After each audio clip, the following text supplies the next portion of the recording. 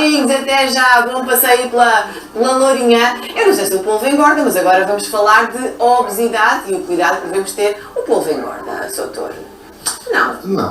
Assim como uma saladinha é uma coisa que se pode comer, não é? Ou pode-se comer mesmo com umas batatinhas, desde que não seja o prato cheio de batatas. Juntamos os diretos de hoje do Miguel com os diretos de ontem com as batatas e fazemos uma refeição. Ele ontem teve a apanhar batatas, hoje vai tratar dos polvos e nada disto engorda no prato. Não é? Com peso e medida não engorda. Não se pode abusar quando há lagarejo, se calhar no azeite, não é? Sim, apesar de tudo, o azeite é uma gordura menos má, não é? Sim. Mas também não precisamos pôr o polvo a nadar no azeite. Não é? Ele sai de nadar no mar, não precisamos pô-lo a nadar no azeite. Ora, vamos falar desta campanha de luta contra a obesidade, com o Carlos Oliveira, que é presidente da ADEX, e o médico endocrinologista José de Silva Nunes. Já vamos conversar um bocadinho, mas antes, porque falámos há pouco da Ana Bacalhau, vamos saber o que a Ana Bacalhau tem para nos dizer sobre excesso de peso, inclusive na forma como o peso pode afetar a qualidade da voz. A canção chama-se Eu Vou. É um verbo de movimento. O mais importante é mesmo tomarmos essa decisão e avançarmos. E sabemos que aqui as pressões externas não interessam. Nós é que temos de querer por nós e para nós, para o nosso bem. E para mim foi a voz, a saúde vocal, na verdade, quando eu me tornei uma cantora profissional, em que tinha muitos concertos, todas as semanas, dia sim, dia não, assim, enfim, uma grande atividade vocal. Eu comecei a perceber que aquilo que eu comia tinha influência na qualidade do som que eu produzia e às vezes até na saúde, no sentido em que a minha voz ia-se. E portanto, eu a partir daí tive de ter muito cuidado com aquilo que comia, adaptei, eu vou dizer a dieta, mas não me entendam mal, a dieta não estou a referir àquelas coisas que nós fazemos durante um mês e depois largamos. A dieta como uma forma de vida. Portanto, aquilo que eu diria mesmo, se não estão confortáveis, se não se sentem bem, se querem de alguma forma mudar, façam essa mudança acontecer, vão, mas mesmo sabendo que se vai tropeçar, como em tudo na vida, não é? Uma pessoa vai-se tropeçar, a pessoa levanta-se outra vez e vai em busca, vai sempre em busca de se melhorar. Isto na verdade é como a vida. Olha, este é um testemunho da Ana Bacalhau, que muitas pessoas não sabem, já teve aqui uma luta contra o peso, agora vemos-la toda elegante, mas pelos vistos ela percebeu que o excesso de alimentação, que alguns alimentos prejudicavam até na sua performance como cantora. Temos aqui também o Carlos Oliveira, que chegou a pesar 156 quilos, não foi? Sim. E depois? Quando é que foi assim aquele momento em que disse, isto não pode continuar? Foi quando entendemos que a obesidade não é um problema de estética, é um problema de saúde. Não é este problema que nós agora temos, ai meu Deus, até ao verão eu tenho que perder aqui qualquer... Não é isto, pois não? De maneira nenhuma. E veja, quando eu fui à procura de ajuda, nessa altura não havia nada em Portugal. A obesidade era mesmo um problema de estética. Estamos a falar de 1996, olha, está aqui 97... Com quem às cavalitas? Com uma faldinha. É a sua filha? A mais nova, sim. É mais nova, porque a mais velha é a Vanessa Oliveira, Exatamente. podemos dizer, não é? A nossa colega apresentadora. Exatamente. Que eu realmente um dia, eu sempre a conheci magricela, e um dia surpreendi-me quando ela disse, não, meu pai tem um problema de obesidade. Sim, doença mesmo. De doença. E é essa a diferença que importa comunicar e esclarecer aos portugueses, que é, uma coisa é uma pessoa estar gordinha, não é? Outra coisa é uma pessoa passar a fronteira do estar gordinha, não ligar nenhuma e entrar no campo da obesidade. E isso é um problema de saúde crescente ainda por cima. É um problema de saúde crescente e é um problema de saúde que a maioria das pessoas acha que é da culpa do indivíduo. Não é. Então. É uma doença biológica. Há várias razões para a obesidade. Uma delas, para as pessoas entenderem, que já está perfeitamente identificada, é a resistência à leptina. A leptina é uma hormona que diz ao cérebro a quantidade de energia que está armazenada no corpo. O sinal do cérebro para queimar a gordura não passa para a célula gorda, há uma resistência e o indivíduo dificilmente consegue queimar gordura. E Portanto, há pessoas que têm mais propensão para ir no caminho da obesidade. Sim, e muita gente, nós já fizemos na associação, ainda não chegámos às 400 análises, mas das 300 e tal que fizemos, todas estas pessoas são resistentes à leptina.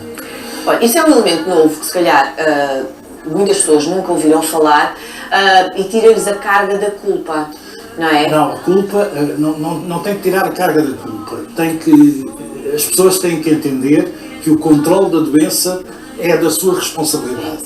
O controle. A cura não, porque ainda não existe cura e por isso é que a obesidade é uma doença crónica. Mas é bom que as pessoas entendam que o indivíduo que está ao meu lado, que é muito magro, que come muito mais do que eu, ele é magro e eu sou gordo e as coisas funcionam exatamente porque existe uma doença. E essa doença tem que ser controlada. E já agora, aproveitando a campanha que a Ana Bacalhau está a fazer connosco, com a ADEX, com a Sociedade Portuguesa de Estudo da Obesidade e com a Sociedade Portuguesa de Diabetes, Endocrinologia, Diabetes e Metabolismo, a situação é mesmo esta. Isto é uma doença, procurem ajuda, mas procurem ajuda no sítio certo. Sim. Procurem ajuda no seu médico ou no médico que esteja ligado ao tratamento da obesidade. Então, qual é o primeiro passo? Olha, estamos aqui a ver o cartaz, não é? Que temos visto espalhado, pelo menos pela cidade de Lisboa, acredito que esteja espalhado por todo o país. Mas, Dr. José Silva Nunes, qual é o primeiro passo? Ou seja, isto não é uma coisa que acontece de um dia para o outro, não é? É uma coisa que vai acontecendo. E muitas vezes olhamos para a pessoa que vai engordando e dizemos, está-se a desleixar. Lá está, estamos a pôr uma culpa de alguém que está a ter um mau comportamento. Mas, pelos vistos, há qualquer coisa no nosso organismo que potencia esse aumento de peso. E temos que, primeiro que tudo, retirar um bocadinho a responsabilidade da pessoa que, desconhecendo a razão, engorda, não é? Qual é o primeiro médico que deve procurar? Eu diria, e antes de responder à sua questão, reforçar aqui uma ideia, que a obesidade é uma doença. E quem trata a doença é o médico. O médico sozinho muitas vezes não consegue e sendo uma doença crónica, complexa, multifatorial, é importante haver uma equipa que acompanhe o médico. Um profissional da alimentação, um profissional da atividade física, um profissional da psicologia, porque isto também tem que se trabalhar a motivação, porque é assim. E agora respondendo à sua questão, quem é que deve procurar primeiro? Será um médico de proximidade, que será o médico de medicina geral e familiar, que se conseguir resolver o problema da pessoa doente, muito bem, se não conseguir, deverá enviar para uma equipa especializada. Para uma equipa especializada. E devo dizer, e aqui chamando a brasa à minha sardinha, portanto é uma doença endócrina, porque tem a ver com hormonas. E já agora fazer aqui também a ressalva, há 2 dias atrás foi o Dia Europeu das Hormonas. Portanto, foi pela primeira vez.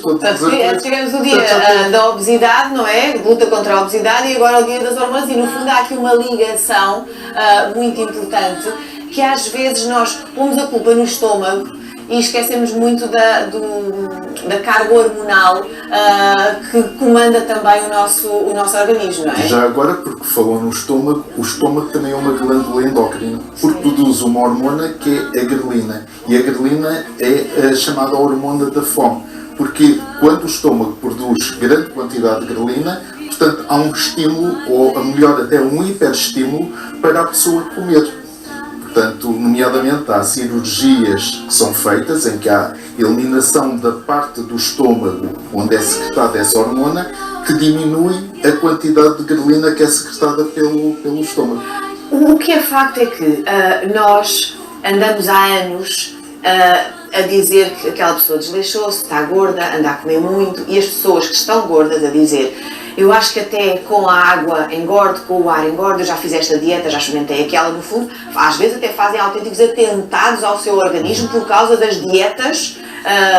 Muitas vezes não são dietas de fechar a boca, são dietas de introduzir introduzir químicos no seu organismo, depois funcionam com uns, não funcionam com outros. As pessoas andam muito perdidas neste sentido. Porquê? Porque há uma ideia de isto é a minha responsabilidade, só que estamos a olhar para uma parte do nosso corpo que não é certa, não é? Que provavelmente é ir a um nutricionista, fazer a dieta, tirar este ou aquele alimento. Isso que a Ana está agora a falar vem um bocado pela moda, não é? É aquela moda das dietas estranhas que se prometem mundos e fundos e que na prática a única coisa que emagrecem é a carteira. Sim. É bom que fique claro que muitas destas coisas que prometem grandes perdas de peso, eu costumo dizer, a pessoa faça a dieta que eles promovem ou que eles dizem que tem que ser feita a tomar aquelas coisas, sem tomar aquilo e tem o mesmo resultado. Por isso, não tem o mesmo resultado, pelo menos não emagrece a carteira. Sim. Não é? que é o fundamental. Agora é assim, se nós não conseguimos queimar gordura, há uma coisa que as pessoas têm que entender. A pessoa que tem a obesidade e que tem este problema desta resistência vive com ordem permanente para comer. Porque isso é o normal de qualquer animal. Se não há energia, se o cérebro entende não tem energia suficiente para viver, a ordem permanente que ele tem é come porque precisas de energia para a vida. E não gastes, porque estás a pôr a tua vida em risco. Isto é o que o cérebro de uma pessoa com obesidade e com resistência à leptina tem e dá. Por isso a pessoa vive com ordens contraditórias permanentemente. E é bom que as pessoas entendam que não se vive com esta ordem um mês ou dois. É a vida inteira. Vive-se exatamente.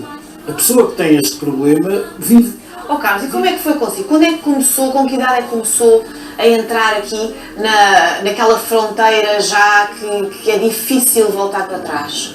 Deixe-me ir ao princípio. É assim, as pessoas podem pensar que a obesidade é uma coisa que só aqueles fulanos é que têm. Não, a obesidade pode, neste caso desta resistência, sabe-se que a obesidade é uma doença inflamatória e isto é uma inflamação à volta de um neurónio que está ligado às células gordas e que faz com que o sinal norepinefrina não passe para a célula gorda e a célula não queima. Isto pode acontecer a qualquer pessoa em qualquer idade. Sim. Por isso não vamos pôr a questão de que a obesidade é só daquele indivíduo, não. Pode haver qualquer coisa, um medicamento, E um que idade é que acidente. tinha aqui nesta fotografia, Carlos? Aqui em 78 tinha para aí 20 e tal anos. E começou a engordar. Não. Aqui, então em que fase é que estamos aqui? Aqui estamos numa fase em que eu estava bem. Mas já tinha sido gordo? Metia a barriga para dentro e tocava concertina nas costelas todas. Pois, e depois, de um momento para o outro, começa a engordar? Não é de um momento para o outro. Eu fazia, isto é assim, eu levantava-me sempre muito cedo para ir tanto para o Dom João de Castro, vivo na Póvoa de Santo Adrião, para ir para o Dom João de Castro como para a Escola Náutica. E praticava judo, jogava basquete e fazia mesa alemã. Resumindo, quando embarquei, em 77, a partir daí a minha vida, por muito que se queira, por muito que se movimente a bordo, com o tipo de trabalho que se tem a bordo de um navio, eu deixei de fazer 2/3 da atividade que fazia. E é aí que eu começo a aumentar de peso. Enquanto estive embarcado, eu fui dos 67, 68 quilos, que era o meu peso, para os 120, em 15 anos. Isto é lento, mas é gradual. E como lhe disse, nessa altura, estamos a falar de uma altura em que falar da obesidade era tabu. Não se falava, não é? Era um problema estético e da responsabilidade do indivíduo. Depois vim para o terminal petroleiro em Sines, deixei o mar, vim para Sines. Na prática eu termino como diretor de operações do Porto de Sines. E enquanto andei no terminal, mais ou menos mantive o peso que tinha, quando vim para funções de chefia, sentado à secretária praticamente o dia todo e não sei o quê, aí o peso subiu. E aí foi quando eu cheguei aos 156. Depois, a pessoa com obesidade tem um problema muito chato, é que faz análise e está tudo bem até muito tarde. Sim. Até muito tarde mesmo. As pessoas dizem, eu não estou doente, então as análises estão todas boas, estou gordo, mas não estou doente. E a realidade não é esta. Aos meus 46 anos disparou tudo. Foi o quadro pré-diabético, foi a apneia do sono, não conseguir dormir deitado, acordar aflito porque não havia força para abrir a caixa torácica e respirar. E é muitas vezes quando as pessoas já entram nesta fase que se assustam, não é? e depois é mais difícil inverter o processo, ou seja, ele é possível, mas leva tempo e as pessoas têm pressa, não é? Cria-se aqui este círculo vicioso. É que é verdade que a obesidade é uma doença e é reconhecida em Portugal, e Portugal foi pioneiro, é reconhecido desde 2004. Mas a obesidade também é um fator de risco para múltiplas outras doenças.